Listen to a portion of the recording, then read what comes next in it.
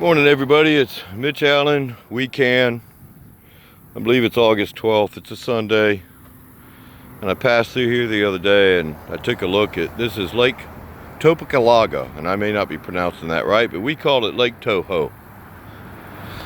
And hody ho ho, what a mess we have here. You know, they're redoing a bunch of stuff, supposedly making it better. But look at all that green stuff out there, man. I don't know if it's algae bloom or water hyacinths or whatever that may be. It doesn't look so good. And then you got that yellow thing out there.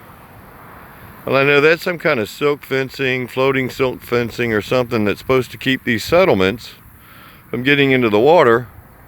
But heck, man, that's like 50 feet out in the water. And then on the other side of it, it's horrifying. You know, and I think that's water hyacinth, so I may not be pronouncing that right either, but it's just kind of crazy, the management of our water. It doesn't seem to be working too well. And I figured I'd stop and get a little video, but I got back up here and find out they got it all blocked off where I can't park close enough. So I'm gonna walk on up here, and hopefully my truck will still be there when I get back. But yeah, it's just not a very pretty sight. I mean, I can remember a day back when I was in high school that you could see the bottom of this lake. You know, you could put your boat out in there and literally see the bottom of the lake and the fish that swam. I don't even know if there's any fish in there anymore. I'm sure they probably are, but it's a scary sight. You know, because I watched the stuff down there around Lake O and what's going out in the ocean, and now they're calling it a toxic algae bloom. And this don't smell too good either. And then, let me see if I can do this. See if I can zoom in on that little dead area there. You know? So, you know, it's been sprayed with something, trying to manage the growth of it. And there's a lot of little dead spots out in there where they're spraying this stuff.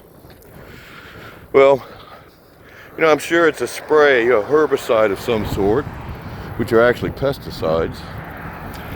And it's part of the management program to kill this stuff off. And they keep claiming that it works, but the stuff just keeps coming back. But part of my point is you know, IFAS, and it's a school up in Orlando that does a lot of research. Oh wow, let me stop for a minute. Sorry to jump around, but there's where waters run off and the settlements have gone out at least that far. So the settlement protection thing that's out there, to me, is just too far out. But anyway, IFAS says that, you know, if you take your grass clippings, you know, you mow your grass, if you collect your grass clippings and put them around your trees or compost them, it creates nutrient-rich soil. And I believe it, because green grass has nutrients in it, and when you cut it or kill it, it withers and dies and releases those nutrients back onto the ground. But the problem is they're spraying herbicides and pesticides out there to kill this stuff off. And I would believe that no matter how it died, whether it's because of a spray or whether it's cut or whatever it dies, it releases what made it green, those nutrients. But now, they're not going to go out there and pick that stuff up. They're just going to let it die, wither, and then sink to the bottom where you can't see it. And then it's going to decay, but it still releases those nutrients into the water. So that killing it's definitely not a solution in no way, shape, or form. You know, it's kind of a perpetual cycle that's getting worse and worse and worse. And we know it's getting worse. But because they sprayed it with a herbicide, pesticide, keyword side, when it decays, it's not only going to release the nutrients, it's going to release what killed it into the water. And they can say this is aquatic safe. Well, I'm sorry, but I'm not aquatic. And yeah, that water, all of our water's connected. You know, this lake permeates water that could end up in our aquifer or the groundwater. And for me, I got a well then I'm pretty sure I'm drinking freaking groundwater. And this stuff's gonna get there, as well as getting the aquifer. And you know, Lake O's probably 150 miles from where I am. Sorry, but I'm walking across the street because I can show a little bit more of the depth spray. But you know, Lake Okeechobee's probably, I'm gonna guess, about 150 miles from where I'm standing. And if my statement is true that all of our water is connected, guess what? That water flows and it's gonna make it down to Lake Okeechobee. You know, I would have walked the other side, but they got me blocked off. But this one's not. But anyway, you can see all the deadness out there.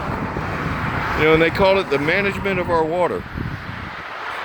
Well, and they probably call it best management practices. Well, I'm going to call it very poor management practices, because whether it's aquatic safe or not, you know, Roundup, they say don't spray in the water, along the side of the road, or anywhere where it could get into stormwater. Because eventually stormwater becomes a creek or whatever, drinking water, whatever, it ends up in the water because our water is connected. So you can spray Roundup, active ingredient, glyphosate. Glyphosate, the gentleman just sued Monsanto and won millions, hundreds of millions of dollars because it caused cancer in him. Well, if I'm not mistaken, glyphosate is the same ingredient in rodeo, Roundup's aquatic product, or Monsanto's aquatic product. Well, if glyphosate is the known cause of cancer, and it is a known carcinogen in some states, it's a probable carcinogen in others, why are we spraying it in our water or along the sides of the roads? Because all these weeds that are growing out of this crack in the sidewalk and going down into the stormwater, which goes out here to the lake, and they got a nice thing, no dumping, drains to lake. But they can spray this glyphosate, this Roundup or rodeo right here, and they'll even put a green dye in it, you know, a green dye in it. Only rainwater, Osceola County stormwater down the drain.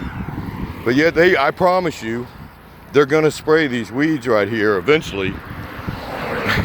And it's not only gonna be rainwater that runs down the drain. And sorry to kind of get off base, but I can't help but notice these little signs that make you feel like they're protecting the water and managing the water. Well, we got to do something to stop Monsanto saying stuff's safe. And I thank the guy that took them all the way to court, and I thank the jury for finding for we the people. Because we got to take back control, and that's what our Constitution gives us. Because this is sad, man. Because this isn't the first time. I'm going to try to aim this in the right direction, but back over there, probably on the other side of those taller trees, they swapped out, they mitigated some wetlands.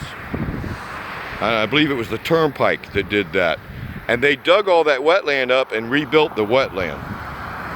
Well, if it's a natural wetland, it doesn't need to be rebuilt. And their management practices really suck. You know, because for one, I watched them do this once before and they sprayed all this shit. And now it's back.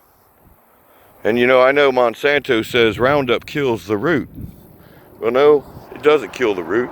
Other than the root of families, because it's taking people from our families. Sorry, I had to pick up that penny.